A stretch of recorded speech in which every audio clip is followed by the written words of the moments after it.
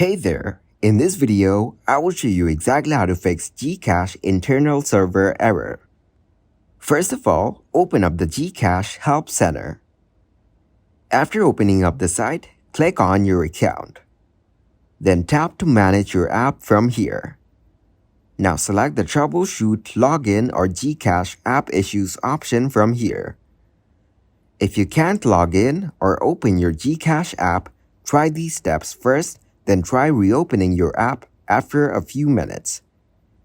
Tap on each tip to follow the troubleshooting steps.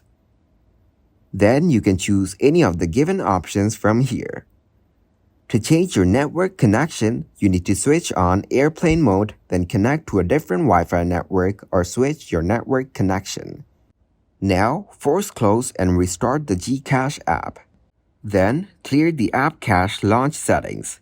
Then go to your app manager and tap on Cache, then Internal Storage.